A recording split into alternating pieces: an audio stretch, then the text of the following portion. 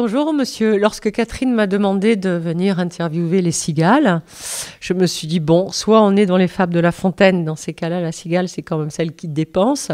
Alors moi, j'aimerais bien connaître cette association qui, d'après moi, dépense des sous. Qu'est-ce qu'exactement cette association, les cigales? Ben oui, d'abord, le nom Cigale, c'est un clin d'œil des fondateurs. Parce que pour nous, la finance, ça ne doit pas être quelque chose de rébarbatif, de trop sérieux. On doit le faire avec sérieux, mais sans se prendre au sérieux et dans la bonne humeur. Et ce sont des groupes. Cigale, c'est un acronyme, je suppose. C'est un acronyme pour Club d'investisseurs pour une gestion alternative et locale de l'épargne solidaire. Ce qui fait qu'une cigale porte un S, c'est le S de solidaire. Et c'est des groupes de personnes, de particuliers. L'idéal, c'est entre 10 et 15, qui mettent en commun une partie de leur épargne. Chacun détermine le montant de son épargne indépendamment des autres. En pratique, c'est entre 10 et 50 euros par mois. Et après, avec l'épargne collective constituée, eh bien, le groupe décide démocratiquement, une personne, une voix, quel que soit le montant de l'épargne qui est mis, quels sont les projets locaux dans le développement durable, avec plus-value écologique, sociale ou culturelle, qui seront soutenus. Et la particularité, notre force, c'est que le soutien est les deux ordres. Un soutien financier, vous vous en doutez, par un apport en capital. Donc, ce n'est pas du don, ce n'est pas du prêt. On prend le même type de risque que les porteurs de projets, sans jamais prendre le pouvoir. Et ceci pendant 5 ans. Au bout de 5 ans, on désinvestit et on restitue l'argent au prorata de ce que chacun a mis. Mais notre force, c'est l'accompagnement pendant les 5 ans où on est au capital. C'est-à-dire qu'on ne laisse pas les porteurs de projets seuls. On leur amène un soutien moral. Ils peuvent nous contacter quand ils veulent. On les rencontre régulièrement. Et on leur apporte tous les soutiens qu'on peut leur donner, ne serait-ce qu'un effet réseau, à la fois pour trouver des clients ou pour trouver des fournisseurs. Et puis, ça peut être des soutiens techniques ponctuels, ne serait-ce que des soutiens de gestion, sans jamais prendre la place d'un professionnel. D'accord. Est-ce que vous avez des critères de sélection, justement, pour savoir à qui vous allez donner votre aide, en fait, Est-ce qu'il y a des critères par rapport à ce qu'ils veulent faire, par rapport à ce qu'ils veulent mettre en place, en tout cas? Eh bien, c'est à la fois précis et large. C'est-à-dire que c'est des projets avec plus-value écologique, sociale ou culturelle. Dans des projets donc, qui sont utiles, qui sont ancrés dans le territoire, qui sont utiles pour les territoires, où les personnes sont intégrées, c'est-à-dire que les fournisseurs ils vont les chercher de façon locale, ils vont les collaborateurs aussi, et qui ne placent pas le rendement financier comme seul critère ou premier critère, où il y a un souci écologique, un souci social par le traitement des salariés. Et chaque groupe est autonome, c'est-à-dire peut se donner des critères encore plus précis.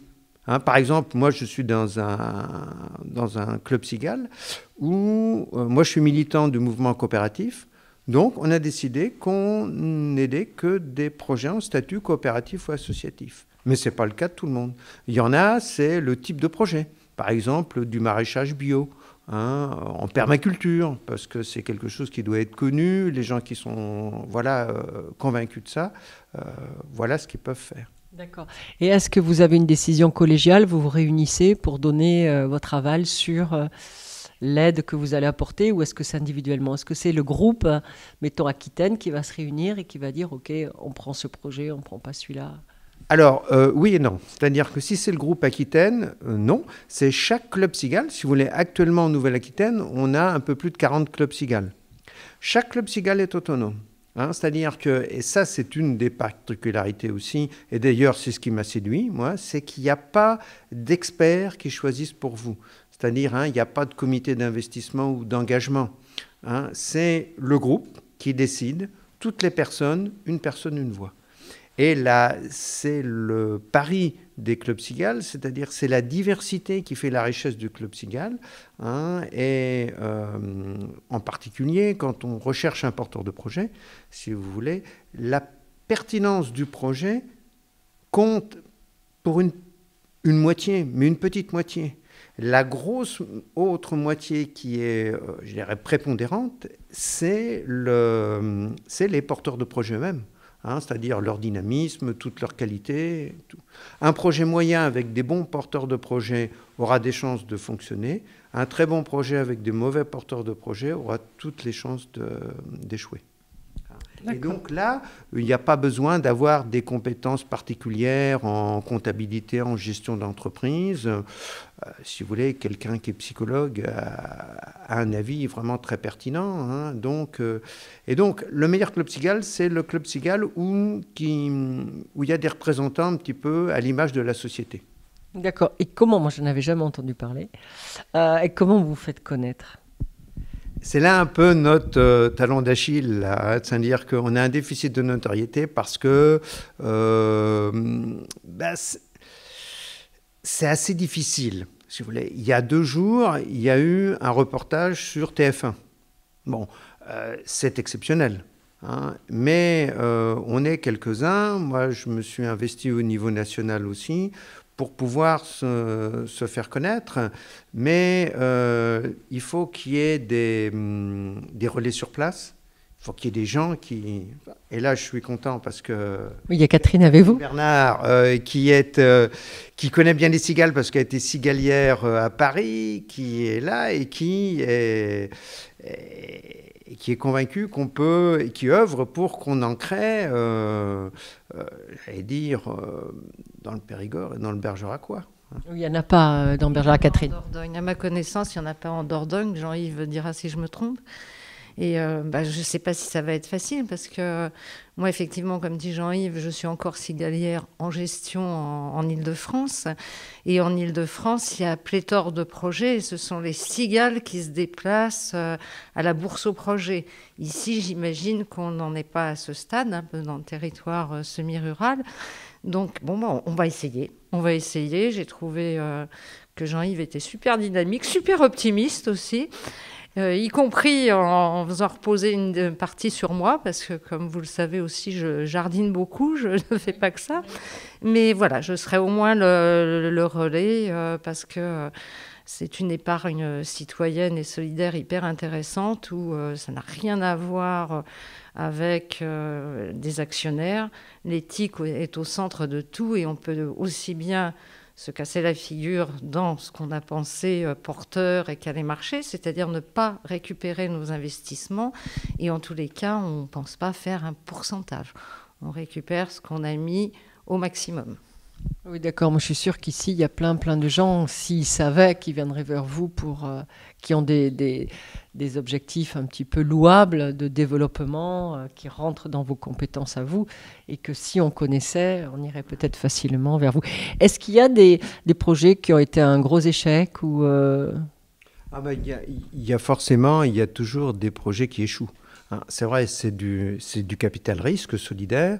Hein, Catherine disait, on espère récupérer notre mise. Bon, alors, ce qu'il faut savoir quand même, bon, d'abord, il y a quand même, avec cet accompagnement qui est notre point fort, encore une fois, hein, c'est-à-dire que là, il y a actuellement les sites de crowdfunding, de financement participatif, qui font tout ce qu'on fait, sauf l'accompagnement. Hein. Et donc là, on a encore notre place, même avec ces outils-là. D'ailleurs, c'est un outil complémentaire. Hein. On en a, avec les autres acteurs de la finance solidaire, on en a créé un qui s'appelle « J'adopte un projet hein, », qui est régional et qui vient en complément. Mais effectivement, il y a des projets. Il y en a assez peu d'ailleurs, c'est-à-dire que nous, avec des projets qui sont plus originaux, donc plus risqués que la moyenne, on a un pourcentage qui est quand même de l'ordre de 70%, 70-80% de réussite à 5 ans, alors que dans le cas général, il y a une entreprise sur 2 qui met la clé sous la porte au bout de 3 ans. Oui, c'est porteur. J'ai vu que vous aviez des liens aussi avec la nef. Est-ce qu'il ne peut pas y avoir... Non, il n'y a aucun lien avec la nef? Oui, alors c'est un lien de... On n'a pas de partenariat écrit, mais c'est le même type de projet qu'on soutient. Et donc, j'allais dire, le projet modèle, c'est un projet où les cigales viennent en complément des fonds propres et où la nef fait le prêt complémentaire. Oui, d'accord. D'ailleurs, c'est une chose importante de le dire, parce que c'est vrai que les cigales, imaginons, on a un club de 12 personnes qui n'a les moyens que de mettre par personne 10 € par mois. Autant dire qu'on ne va pas faire des investissements colossaux. Hein. Mais souvent, ça aide à décoincer des situations, y compris quand le porteur de projet va aller voir le banquier, il va être soutenu par une cigale, par une garrigue. Enfin voilà, donc c'est vraiment un complément, c'est un accompagnement. Et c'est aussi la force pour les porteurs de projet de dire oui, mais eux, ils ont regardé, ils y croient, ils nous soutiennent financièrement. Regardez différemment notre bilan prévisionnel et notre projet.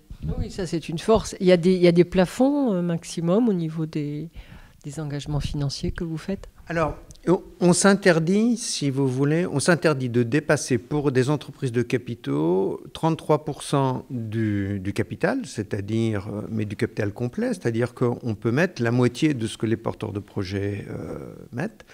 Pourquoi? Parce qu'on s'interdit d'exercer la minorité de blocage. Vous savez, voilà, c'est-à-dire que les fondateurs, s'ils veulent admettre d'autres associés, il faut qu'ils aient toute la liberté, hein, et que nous, on n'entrave pas, je dirais, le fonctionnement tel qu'ils veulent le faire.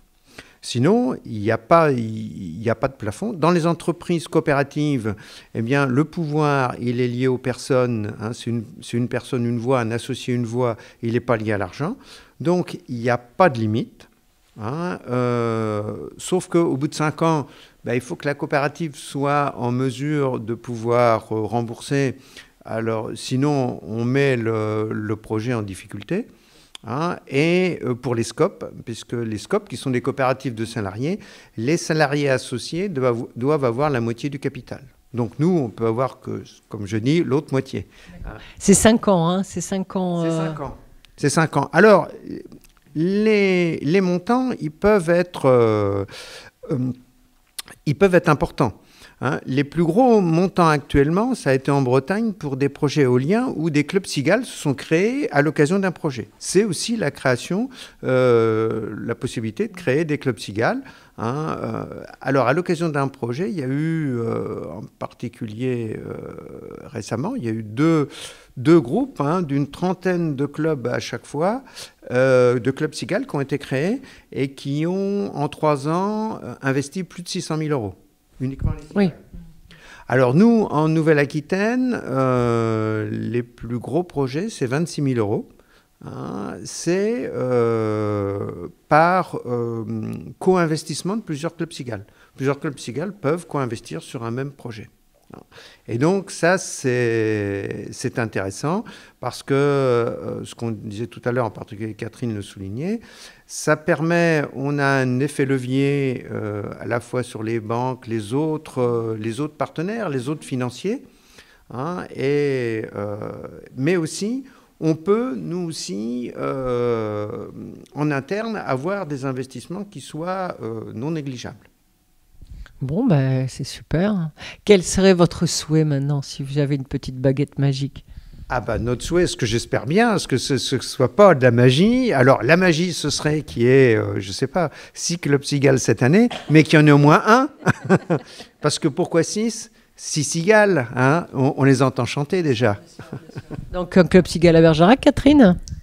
Eh bien, ça dépendra de l'intérêt des personnes, grâce à Canal Pourpre et puis au reportage qui va être diffusé, et aussi à la soirée de ce soir au ciné, mais j'espère, parce que c'est vraiment une belle aventure. Ouais, c'est humain, C'est solidaire et c'est dont on a tous besoin aujourd'hui de ce genre d'approche. Est-ce que vous avez quelque chose à ajouter? Oui, alors, moi je voudrais ajouter, parce que c'est vrai qu'on a parlé d'entreprises, bon, c'est des très petites entreprises, des petites entreprises, mais on peut également aider des associations. Et moi j'ai en mémoire en région parisienne, mais Jean-Yves les connaît bien aussi, puisqu'on avait aidé une association fantastique qui s'appelle Bicyclette, qui n'a fait que s'agrandir, qui fait de l'insertion professionnelle. Et on peut aussi avoir dans les assos des projets super, formidables même. Mais là, c'est un prêt qu'on leur fait, puisqu'il n'y a pas de capital dans une asso, donc c'est sous forme de prêt. Donc ça aussi, ça peut exister. Oui, bravo. Et là, ce que je peux dire, c'est que, pour compléter, nos amis bergeracois et bergeracoises pourront découvrir Bicyclette, puisque suite à la projection de ce soir, j'espère bien qu'il y aura des personnes qui seront intéressées.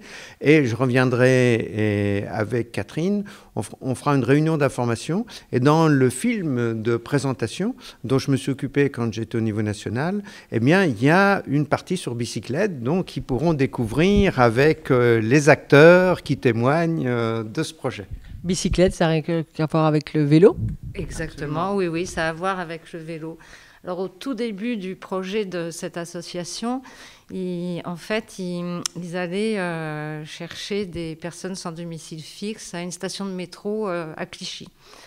Et petit à petit, ils leur offraient un café, une soupe, réparaient des vélos. Et puis, ils sont rentrés dans l'insertion professionnelle. Ils ont grandi. Ils sont passés d'un petit local à un plus grand local à Clichy. Et puis, ils ont encore dû déménager parce que vraiment, ils ont une belle expansion. Et c'est vraiment des gens formidables, plein de cœur, avec tellement d'élan solidaire et humain que... Voilà, c'est vraiment les cigales, c'est ça. L'humain est toujours, de toute manière, au cœur de tout. Mais bravo, parce que c'est louable et on en a besoin en ce moment. Merci. Merci à vous de nous permettre de nous exprimer. Avec plaisir, merci.